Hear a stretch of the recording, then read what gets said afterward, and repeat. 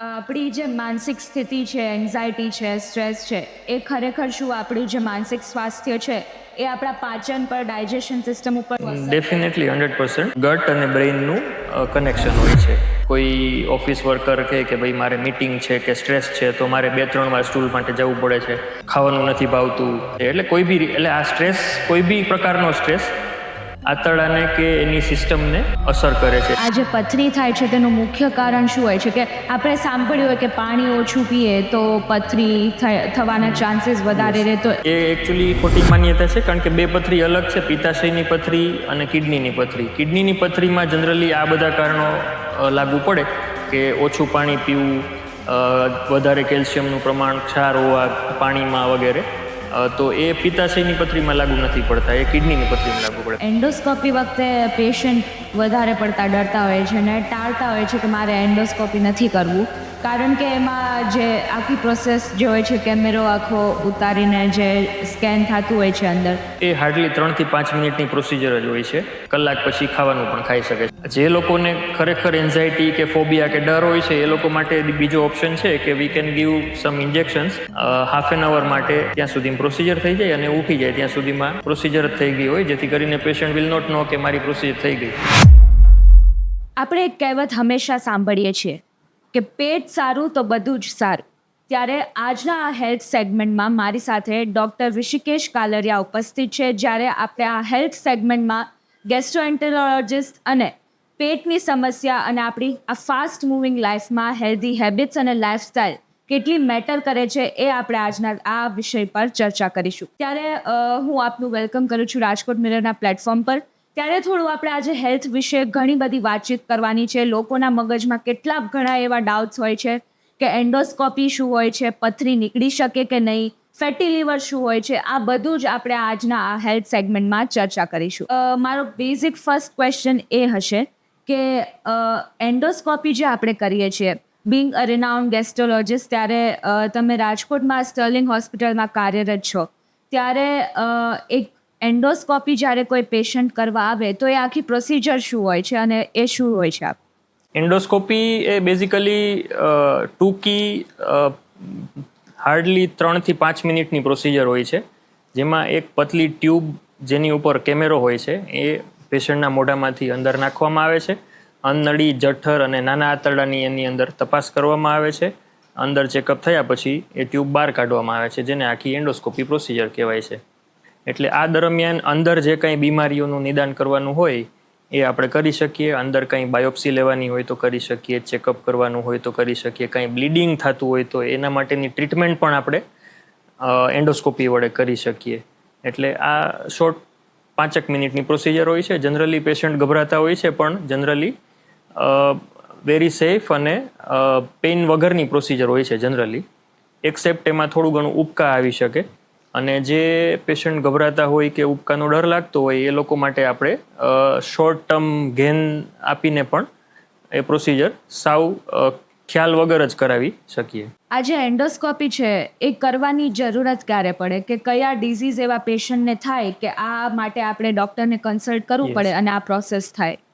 એટલે પેશન્ટને ઉપરની ગેસ્ટ્રોઇન્ટેસ્ટિનલ સિસ્ટમના પ્રોબ્લેમ્સ હોય, જેમ કે અન્નળીના પ્રોબ્લેમ્સ હોય, તો પેશન્ટને ખોરાક અટકાતો હોય કે છાતીમાં બળતરા રહેતી હોય કે ખોરાક ઉપર આવતો હોય કે ઉલટી થતી હોય, પેટમાં દુખાવો કન્ટિન્યુઅસલી રહેતો હોય, એસિડિટી કે એ ટાઈપના પ્રોબ્લેમ, કાંટા ઓડકાર વગેરે ટાઈપના પ્રોબ્લેમ રહેતા હોય, આ બધા લક્ષણોના ઇવેલ્યુએશન માટે જનરલી એન્ડોસ્કોપી કરતા હોઈએ. વજન ઘટવું, લોહીના ટકા ઘટી જવા, આ બધા સિરિયસ ઇશ્યુઝના નિશાની હોય તો એ લોકોને તો ખાસ કરાવવી જોઈએ. કે જે લોકોનું વજન ઘટી રહ્યું છે, લોહીના ટકા ઘટી ગયા છે, ખોરાક અટકાય છે, આ લોકોને તો ખાસ કરાવવી જોઈએ કે જે સિરિયસ ઇશ્યુના કંઈક લક્ષણ હોય. બીજી વસ્તુ એ કે જ્યારે પણ આપણને નોર્મલ ગેસ કે એવી કંઈ બીમારી થતી હોય છે નોર્મલ રૂટીન લાઈફમાં, ત્યારે લોકો એવું કરે છે કે મેડિકલમાં જઈને વિધાઉટ પ્રિસ્ક્રિપ્શન દવાઓ લઈ લે છે, વિધાઉટ કન્સલ્ટિંગ અ ડૉક્ટર. તો તમારા મુજબ એ કેટલું સેફ છે કે આ વગર ડૉક્ટરને જાણ કરે કે મને ગેસ છે કે બીજી કોઈ બીમારી, એ વસ્તુ? ઘણી વખત આપણે જોતા હોઈએ છીએ કે પેશન્ટને છાતીમાં ગેસ થયું અને આજુબાજુમાં દવા લીધી અને જાતે ટ્રીટમેન્ટ કરી કે કોઈ ઇન્જેક્શન લગાવ્યા નજીકમાં જઈને, અને પછી પેશન્ટને બીજે દિવસે ખ્યાલ આવે કે આ તો હાર્ટ એટેક હતો અને પેશન્ટ એક્સપાયર થઈ ગયું સડનલી. તો this is a very serious thing. કોઈ બી વસ્તુને ગેસ કરીને એની ટ્રીટમેન્ટ જાતે ન કરવી જોઈએ અને નિદાન એટલીસ્ટ કરાવવું જોઈએ. સિવાય કે જૂની તકલીફ છે અને વારે વારે દવાઓ લે છે તો વાત અલગ છે. બાકી સડન સિમ્ટમ જ્યારે બી થાય ત્યારે નિદાન પ્રોપર કરાવવું જોઈએ અને એ પ્રમાણે જ દવા લેવી જોઈએ. તમે એક ગેસ્ટ્રોએન્ટરોલોજિસ્ટ છો, ત્યારે મને એ પૂછવું છે કે જ્યારે પિત્તાશયમાં પથરી થાય યસ. તો એ કેવી રીતે આપણે કાઢી શકીએ અને કે આખું એનું પ્રોસિજર શું હોય છે? જનરલી પિત્તાશયમાં પથરી હોય તો બધાને એનું ઓપરેશન કરવાની જરૂર હોતી નથી. પિત્તાશયમાં પથરી 90% લોકોને સિમ્ટમ્સ જ નથી હોતા એના, અથવા તો દુખાવો, જેમ કે દુખાવો થવો, તો એ હોય જ નહીં, તો 90% લોકોને ઓપરેશનની જરૂર હોતી નથી. બાકીના 10% લોકો કે જેને પિત્તાશયની પથરી નળીમાં ઉતરી જાય અથવા સ્વાદુપિંડની નળીની આગળ આવીને ફસાઈ જાય તો આ લોકોને ઓપરેશનની જરૂર પડે. એટલે જેને કોમ્પ્લિકેશન થાય પિત્તાશયની પથરીને લીધે તો એ લોકોને જનરલી ઓપરેશનની જરૂર પડે. હવે કઈ રીતે થાય છે, તો પિત્તની નળીમાં કંઈ પથરી કે ફસાઈ જાય તો એને આપણે હવે એન્ડોસ્કોપીથી જ દૂર કરી શકાય છે, જેને ERCP પ્રોસિજર કહેવાય, જે હાર્ડલી 20 to 30 મિનિટ જેવી પ્રોસિજર હોય છે અને પેશન્ટ સાંજે ઘેર પી જઈ શકે એ ટાઈપની સ્મોલ પ્રોસિજર હોય. હવે પિત્તની નળીમાંથી એકવાર પથરી એન્ડોસ્કોપી વડે નીકળી જાય પછી પિત્તાશયનું ઓપરેશન જનરલી થાય, જે લેપ્રોસ્કોપી વડે કરતા હોઈએ છીએ, જેમાં બી 1 ડેથી માંડીને 2 ડે જેવું રોકાણ થાય અને એ બી દૂરબીન વડે જ થતું હોય છે જનરલી. એટલે જનરલી આ જે પથરી થાય છે તેનું મુખ્ય કારણ શું હોય છે? કે આપણે સાંભળ્યું હોય કે પાણી ઓછું પીએ તો પથરી થવાના ચાન્સીસ વધારે રહે, તો ના, એ એકચ્યુઅલી ખોટી માન્યતા છે, કારણ કે બે પથરી અલગ છે, પિત્તાશયની પથરી અને કિડનીની પથરી. કિડનીની પથરીમાં જનરલી આ બધા કારણો લાગુ પડે કે ઓછું પાણી પીવું, વધારે કેલ્શિયમનું પ્રમાણ, ક્ષાર હોવા પાણીમાં વગેરે. તો એ પિત્તાશયની પથરીમાં લાગુ નથી પડતા, એ કિડનીની પથરીમાં લાગુ પડે. પિત્તાશયની પથરી જનરલી કોલેસ્ટ્રોલ સ્ટોન્સ હોય છે, જેનું કોલેસ્ટ્રોલ હાઈ રહેતું હોય. ફિમેલ્સમાં જે લોકો ઓસી પિલ્સ કે હોર્મોનવાળી પિલ્સ લેતા હોય, ફિમેલમાં આમે તે કોમન હોય છે જે પિત્તાશયની પથરી. કોલેસ્ટ્રોલનું પ્રમાણ જેને વધારે રહેતું હોય, કોઈને બ્લડની બીમારીઓ હોય તો આ લોકોને વધારે થવાની શક્યતા હોય. બાકી ઘણી વખત કારણો વગર બી જોવા મળતી હોય છે.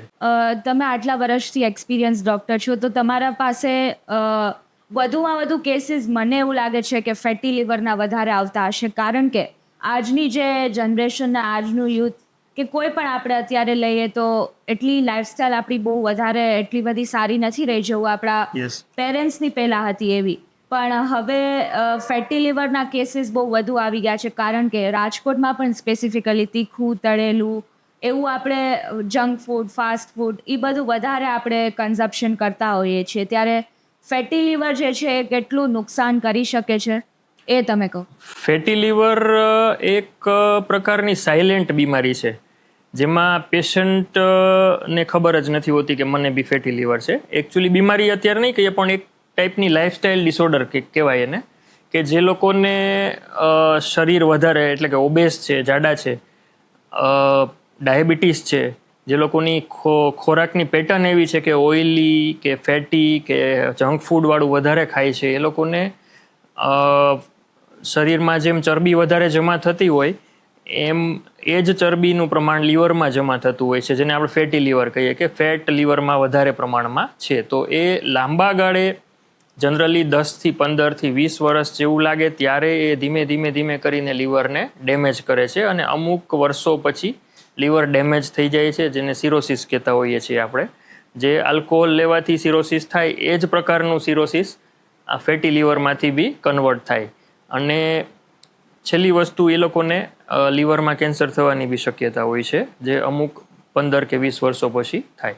એટલે બેઝિકલી ફેટી લીવર એ એક પ્રકારની લાઈફસ્ટાઈલ વસ્તુ છે, જેને આપણે સુધારી શકીએ છીએ અને લાંબા ગાળાનું નુકસાન અટકાવી શકીએ છીએ. તો જે ફેટી લિવર હોય, ફોર એક્ઝામ્પલ કોઈ પણ પેશન્ટને, તો એ કઈ રીતે ઇમ્પ્રૂવ કરી શકે? એના માટે કોઈ એવી પ્રિસ્ક્રાઇબ લાઈફસ્ટાઈલ જે આપણે મેન્ટેન કરી શકીએ એવું કોઈ સિમ્પલ વસ્તુઓ છે જે આપણે લોંગ ટર્મ માટે ફોલો કરવાની હોય છે. જનરલી આપણે આજે 1 મહિના માટે ડાયટ અને લાઇફસ્ટાઇલ ફોલો કરી લીધી અને પછી પાછું રૂટીનમાં આવી ગયા તો એનો કોઈ મિનિંગ રહેતો નથી. સિમ્પલ જે આપણે લાઇફસ્ટાઇલ બધાને ખબર જ હોય છે મોસ્ટલી કે આપણે કાર્બોહાઈડ્રેટ અથવા તો રિફાઇન્ડ પ્રોડક્ટ્સ એટલે કે કોલ્ડ ડ્રિંક્સ છે, શુગરવાળી વસ્તુઓ છે, ગળિયા પદાર્થો છે, એ બધા અવોઇડ કરવા જોઈએ અથવા ઓછી માત્રામાં લેવા જોઈએ, મીઠાઈઓ વગેરે. પછી ઘી, તેલ, તળેલી વસ્તુઓ, ફ્રાઈડ વસ્તુઓ, ચીઝવાળી મેયોનેઝ વગેરે બહુ ખાતા હોય છે યંગસ્ટર્સ, તો એ થોડી અવોઇડ કરવી જોઈએ અથવા તો પ્રમાણેનું એકદમ ઓછું મહિનામાં એકવાર કે વોટેવર એ રીતે કરી શકાય.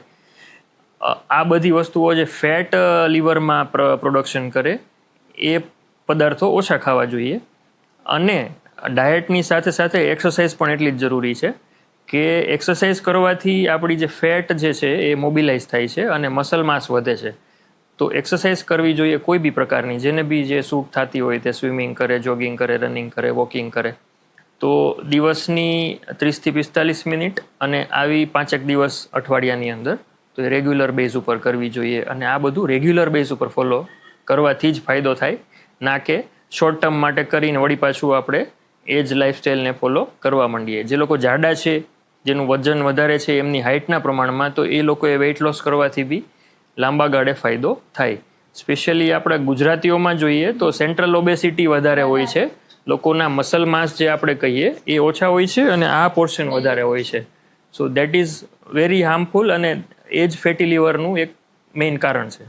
હા, એટલે અત્યાર સુધી એવો મિથ હોય કે જે એલ્કોહોલ કન્ઝ્યુમ કરતા હોય એને જ ફેટી લીવર, એમ કહે કે આને બિયર બેન. યસ. પણ એવું નથી હોતું. ના, that is most common cause of liver disease nowadays is fatty liver rather than alcohol is becoming now second number. બીજું એ કે જ્યારે આપણે એક એવું સેઇંગ છે કે our gut is our second brain. Yes. એટલે જો આપણી જે માનસિક સ્થિતિ છે, એન્ઝાયટી છે, સ્ટ્રેસ છે, એ ખરેખર શું આપણું જે માનસિક સ્વાસ્થ્ય છે એ આપણા પાચન પર, ડાયજેશન સિસ્ટમ ઉપર શું અસર કરે? ડેફિનેટલી 100%. ગટ બ્રેઇન એક્સિસ કહીએ છીએ અમે એને મેડિકલ ભાષામાં, કે ગટ અને બ્રેઇનનું કનેક્શન હોય છે. કે આપણે જનરલી જોતા હોઈએ છીએ કે આજે કોઈ ઓફિસ વર્કર કહે કે ભાઈ મારે મીટિંગ છે કે સ્ટ્રેસ છે તો મારે 2-3 વાર સ્ટૂલ માટે જવું પડે છે, કે ખાવાનું નથી ભાવતું, કે પેટમાં ગડબડ છે એવું લાગે છે. એટલે આ સ્ટ્રેસ, કોઈ બી પ્રકારનો સ્ટ્રેસ આંતરડાને કે એની સિસ્ટમને અસર કરે છે, જે ઉલટીના પ્રમાણમાં કે ભૂખ ઓછી થવી એ પ્રમાણમાં, કે ગેસ થવો, કે આપણી બોવેલ હેબિટ એટલે કે સ્ટૂલની ફ્રીક્વન્સીમાં ચેન્જ કરે, આ પ્રકારની સિમ્ટમ્સ એમાં દેખાઈ આવે. બટ ઓવરઓલ એ વસ્તુ લાંબા ગાળે હાર્મફુલ નથી હોતી.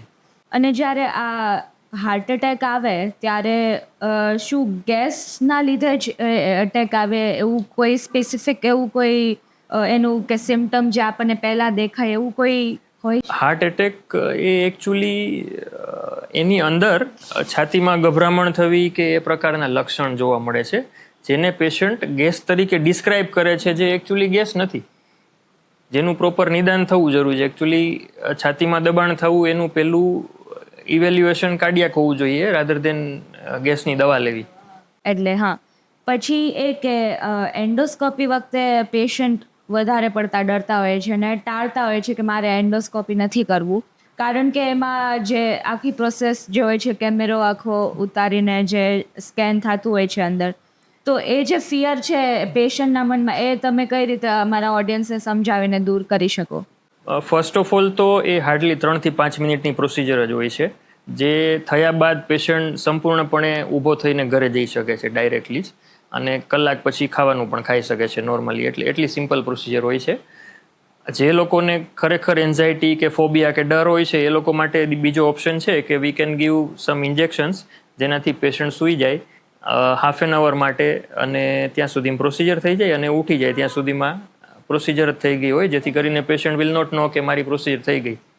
એટલે એટલું સિમ્પલ આપણે એ રીતે બી કરી શકીએ છીએ. બીજું એ કે હવે અત્યારે સમર સિઝન ચાલી રહી છે અને હવે ટૂંક સમયમાં જ આપણે મોન્સૂન, ચોમાસું આપણે આવી જશે, તો જ્યારે મોન્સૂન આવે ત્યારે તમે ઓડિયન્સ અને પેશન્ટ્સ લોકોને શું કહેવા માગશો કે અત્યારે જે હેપેટાઇટિસના કે પછી Yes. રોગચાળો, ફૂડ ઇન્ફેક્શન, સ્ટમક ઇન્ફેક્શનના વધારે કેસીસ હવે આવશે આવશે, તમારા બહુ કોમન છે. ત્યારે એના માટે શું પ્રિવેન્ટિવ બહુ કોમન વસ્તુ છે કે જ્યારે ચોમાસામાં પાણીનું ફ્લડિંગ અને આપણા જે નોર્મલ પીવાના પાણી સાથે મિક્સિંગ થાય, જેને કારણે બેક્ટેરિયા, વાયરસ, પેરાસાઇટ્સ જે આપણા પીવાના પાણીમાં ભળી જાય, અથવા આપણે જે બારે જંક ફૂડ ખાઈએ તેમાં મિક્સિંગ હોય, કે એડલ્ટ્રેશન, જે ઇન્ફેક્ટેડ પાણી હોય, ઇન્ફેક્ટેડ ફૂડ હોય, એ ખાવાથી પેટમાં બેક્ટેરિયા જાય, જેને કારણે ટાઇફોઇડ છે, વાયરલ હિપેટાઇટિસ છે, આ મરડો છે જે કે આપણે અમીબિયાસિસ કહેતા હોઈએ, આ બધી વસ્તુઓ જીઆઈટીને લગતી કોમનલી ફેલાતી હોય છે, જેનું અવોઇડન્સ આપણે જસ્ટ પાણીનું ધ્યાન રાખીએ તો અવોઇડ કરી શકીએ, કે બારે કોઈ બી જગ્યાએ અનહાઇજીનિક લાગે ત્યાં પાણી પીવાનું નહીં, આપણી પાણીની બોટલ સાથે હંમેશા રાખવાની, અથવા તો પ્રોપર બોટલ્ડ વોટર પીએ અને ઉકાળેલું પીએ. બારે જ્યારે ખાવાનું અનઅવોઇડેબલ હોય ત્યારે આપણે ઉકળેલી વસ્તુઓ ખાઈએ, કાચી વસ્તુઓ ન ખાઈએ. જે વસ્તુઓ માનો કે સલાડ્સ છે, ચટણી છે, પાણીપુરી છે, આ બહુ કોમન કારણો હોતા હોય છે કે જેમાં પાણી ઉકળતું નથી, તો એમાં જંતુ, પેરાસાઇટ જીવતા હોય છે. માનો કે તમે ગાંઠિયા કે ભજીયા ખાશો તો એ તળાઈ જાય છે, એમાં જંતુઓ મરી જાય છે, તો એ હાર્મફુલ, એ જનરલી આ ટાઈપની ઇન્ફેક્શન ન થાય. બિંગ અ ડૉક્ટર, તમને આટલા વર્ષનો એક્સપિરિયન્સ છે, ત્યારે સૌથી વધુ જે તમારે રોજબરોજ કેસીસ આવતા એમાંથી સૌથી મોસ્ટ કોમન સ્પેસિફિકલી આપણા રાજકોટમાં એ તમારા પાસે કયા એવા કેસીસ જે વધારે કોમન હોય ને આવતા હોય? નોન સ્પેસિફિક ટાઈપના એસિડિટી, ગેસ, અલ્સર્સવાળા પેશન્ટ આવતા હોય છે કોમનલી જનરલી. બાકી જોન્ડિસના પેશન્ટ આવતા હોય, લાઈફસ્ટાઈલ અને સ્ટ્રેસને લીધે જે સિમ્ટમ્સ એ વધારે કોમન હોય છે આજ યંગસ્ટર્સમાં. સર, જે તમે હમણાં જ મેન્શન કર્યું, એ કેવી રીતે એ ડિઝીઝ થાય છે એક પર્સનના બોડીમાં, અને એને કેવી રીતે આપણે પ્રિવેન્ટ? અલ્સર એટલે કે કોઈ બી અલ્સર એટલે ચાંદી, આપણે ગુજરાતીમાં જેને મોઢામાં ચાંદી પડે, એ તો બધાએ અનુભવ કરી જશે કોઈના કોઈ સમયે. તો મોઢામાં જેમ ચાંદી પડે છે એ જ એક પ્રકારનું અલ્સર છે. એટલે ચાંદી પડે ગમે ત્યાં એને અલ્સર કહેવાય છે બેઝિકલી. જે મોઢામાંથી માંડીને અન્નળી, જઠર, નાનું આંતરડું, મોટું આંતરડું ગમે ત્યાં થઈ શકે. તો ક્યાં થાય છે એ પ્રમાણે એનું ડાયગ્નોસિસ અથવા નિદાન અલગ અલગ હોય છે. જેમ કે અન્નળીમાં થાય તો એ જનરલી એસિડ રિફ્લક્સ અથવા તો એસિડિટીને કારણે થતા ચાંદા આપણે કહીએ કે અલ્સર કહીએ. જઠરમાં થાય તો એ જનરલી પેઇન કિલરને કારણે કે એચ પાયલોરી ટાઈપના બેક્ટેરિયા હોય જનરલી, તો એને કારણે થતા હોય છે. નાના આંતરડામાં થાય એ બી જનરલી કોઈ ટાઇફોઇડ કે ઇન્ફેક્શનને કારણે થતા હોય છે, કે પેઇન કિલર ગોળીઓને લીધે થતા હોય. મોટા આંતરડામાં થાય તો એ જનરલી અલ્સરેટિવ કોલાઇટીસ કે આ પ્રકારની બીમારીઓમાં જનરલી થતા હોય. અને ચાંદાની પેટર્ન કેવી છે, કેટલા ટાઈમથી છે, કયા એરિયામાં થયા છે, એ પ્રમાણે એનું બધાનું નિદાન અલગ અલગ હોય છે, એનું ડાયગ્નોસિસ અલગ અલગ રીતે થાય, અને એની ટ્રીટમેન્ટ પણ બધાની અલગ અલગ રીતે થાય. જ્યારે પણ પેટનો દુખાવો થતો હોય છે ત્યારે લોકો ડોલો કે એવું કંઈ પણ, કોઈ પણ એવી ઘરમાં જે દવા પડી હોય એ લઈ લેતા હોય છે. ત્યારે એવી કઈ બાબતો છે જે પેટનો દુખાવો અગર કોઈને થતો હોય ફ્રીક્વન્ટલી, તો એ ઇગ્નોર ના કરવો જોઈએ, અને તમારા મુજબ કેવી એવી રેડ સિગ્નલ્સ હોય કે ના, આ પેટનો દુખાવો તમારે ઇગ્નોર કરવા જેવો નથી? ડ્યુરેશન મેટર કરે છે. ઘણીવાર લાંબા ગાળાથી હોય તો સ્પેશિયલી પ્રોપર નિદાન કરાવવું જોઈએ. વારે વારે પેઇન કિલર લઈને એને સબસાઇડ કરવાનો મિનિંગ કે તમે અંદરખાને બીમારીને મોટી કરો છો, ખાલી સિમ્ટમને દબાવો છો.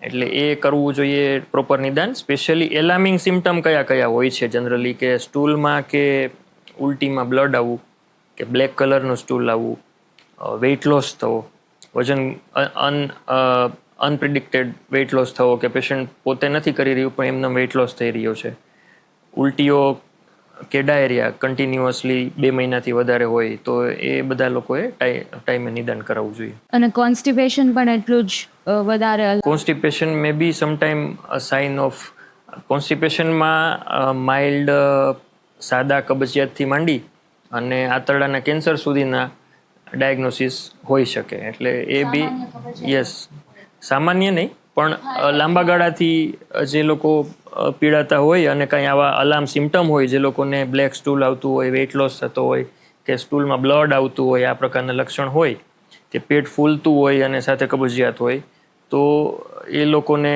હોઈ શકે, એમ હોવું જરૂરી નથી. એ પ્રોપર ઇવેલ્યુએશન પછી જ ખ્યાલ આવી શકે. અકોર્ડિંગ ટુ યુ અત્યારે આપણી લાઈફસ્ટાઈલ મેન્ટેન કરવી કેટલી જરૂરિયાત છે, જેથી કરીને આવા આપણા પેટના રોગ કે કોઈ પણ આપણા શરીરમાં જે રોગ છે, કેમ કે મેં જેમ સ્ટાર્ટિંગમાં જ કીધું કે આપણું પેટ સારું હશે તો આપણું આખું શરીર સારી રીતે કામ કરી શકશે. તો અકોર્ડિંગ ટુ યુ તમે એક એડવાઇસ એવી શું મારા ઓડિયન્સને દેવા માગશો કે જેના લીધે થોડુંક એ લોકો ઇમ્પ્રૂવ કરી શકે? Main yes, first thing is diet mainly. કોઈ બી બીમારીમાં જોઈએ આપણે તો, હાર્ટની બીમારીઓ હોય કે પેટની બીમારીઓ હોય, તો ફર્સ્ટ થિંગ ઇઝ ડાયટ. એટલે ડાયટમાં આપણે જંક ફૂડ, ફેટ, શુગર્સ આ બધી વસ્તુઓ ઘટાડવી જોઈએ અથવા કંટ્રોલ કરવી જોઈએ, લિમિટ કરવી જોઈએ. અને એની સાથે પ્રોટીન અને ફાઇબર્સ વધારે લેવા જોઈએ ડાયટમાં. ક્વોન્ટિટી ઓલ્સો મેટર્સ, કે ભાઈ કોઈ બી વસ્તુ અમુક માત્રામાં વધારે, અમુક માત્રામાં ફાયદાકારક છે, અમુક માત્રામાં નુકસાનકારક છે, એટલે બધાની ક્વોન્ટિટી લિમિટ હોવી જોઈએ.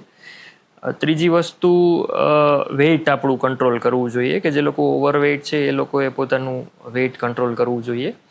વેઇટ છે આજકાલ એક અલગ જ સિનારીઓ છે, જે બધી બીમારીઓનું મૂળ આપણે હવે કહીએ છીએ કે વેઇટ વધારે હોવાને લીધે ડાયાબિટીસ થવું, કોલેસ્ટ્રોલ વધવું, હાર્ટની બીમારીઓ થવી, ફેટી લીવર થવું, આ બધી વસ્તુઓ થતી હોય છે. એટલે વેઇટ કંટ્રોલ ઇઝ ઇમ્પોર્ટન્ટ.